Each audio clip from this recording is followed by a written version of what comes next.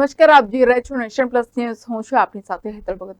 અરવલ્લી જિલ્લામાં ધોધમાર વરસાદ વરસ્યો છે, ત્યારે વાત્રક નદીનો ચેકડેમ 2 વર્ષ બાદ ઓવરફ્લો થયો છે. તો ભારે વરસાદને પગલે ખેતરોમાં પાણી ભરાઈ જતા ખેડૂતોની હાલત દયનીય બની છે. અરવલ્લીની વાત્રક નદીમાં નવા નીર આવ્યા છે. ગઈકાલ સુધી સૂકી ભાસતી વાત્રક નદી બે કાંઠે વહી રહી છે. ઉપરવાસ રાજસ્થાનમાં ભારે વરસાદનું પાણી વાત્રક નદીમાં આવ્યું છે. વાત્રક નદીનો ચેકડેમ ઓવરફ્લો થયો છે. 2 વર્ષ બાદ વાત્રક નદીનો ચેકડેમ ઓવરફ્લો થયો છે. ચેકડેમ ઓવરફ્લો થતા બોર કુવાના સ્તર ઊંચા આવશે. ચેકડેમ ઓવરફ્લોના આહલાદક દ્રશ્યો સામે આવ્યા છે.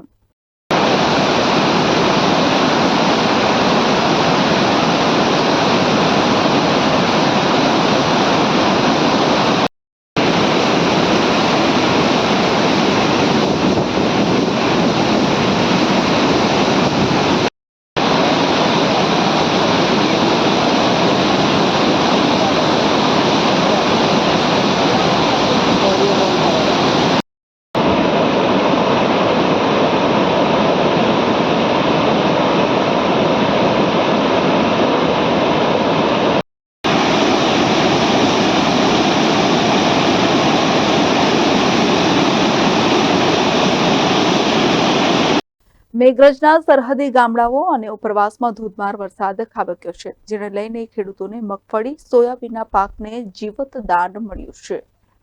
તો ભિલોડા તાલુકાના ગ્રામ્ય વિસ્તારોમાં ધોધમાર વરસાદ પડતા ખેતરો બેટમાં ફેરવાયા.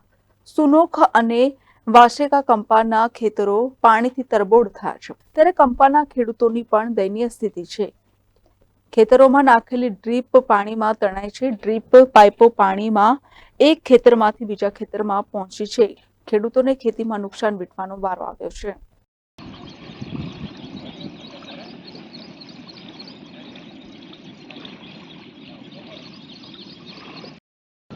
નિર્માણાધીન છે, જેના કારણે શહેરની અંદર અનેક જગ્યાએ કાદવ કીચડના દૃશ્યો સામે આવ્યા હતા.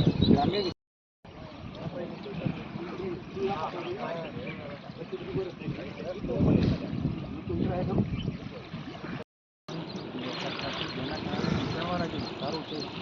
ત્યાં પાણી ભરાયા છે. મેઘરજ રોડ ઉપરના પૂરતું પાર્કિંગ પ્લોટ તેમજ હંગામી સ્ટેશનની.